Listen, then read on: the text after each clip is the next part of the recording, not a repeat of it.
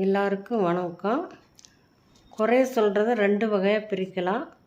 ஒன்று அதாவது குறைய சுட்டி காமிக்கிறது, இது ஒரு தப்பு, இது திருத்திக்கணுங்கிற சுட்டி காமிக்கிறது ஒரு வகை. இன்னொரு வகை எது பண்ணாலும் குறை கண்டுபிடிக்கிறது. அந்த எது பண்ணாலும் குறை கண்டுபிடிக்கிறவங்கள நான் என்ன நினைக்கிறேன்னு தெரியுமா, இந்த அழுகின பொருளுக்கு சமமாக நான் வச்சுருவேன். ரெண்டாவது இந்த விஜய் அரசியல் பற்றி நிறைய பேர் என்னென்னமோ சொல்கிறாங்க. ஆனால் இருந்தாலும் அது நம்பிக்கையில் நான் என்ன சொல்கிறேன்னா, திரையில் உலகத்தில் இருக்கிறவங்க அத்தனை பேருமே தன் ரசிகர்களாக மட்டும்தான் வச்சுருந்தாங்க. ஆனால் விஜய் மட்டும்தான் தன் ரசிகர்களுக்கு ஒரு நல்ல, அதாவது அவர்களை ரசிகர்களாக வைக்காம நல்ல தொண்டர்களாக வச்சு அவங்கள ஒரு மக்கள் சேவகனாக மாற்றிருக்காரு.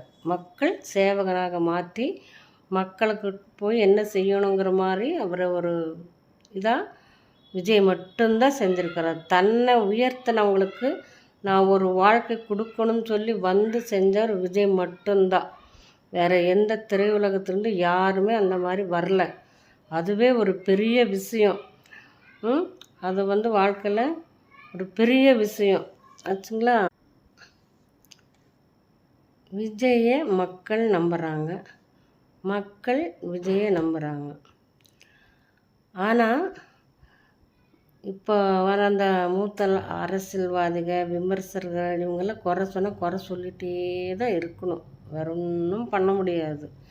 விஜய் எல்லாரும் நினைக்கிறாங்க, நான் இன்னுமே சொல்லுவேன், விஜய் அரசியல் புரிதலோட யாரோட அட்வைஸ் அவர் கேட்க மாட்டார். அவருக்கு நல்லது கெட்டது தெரியும்.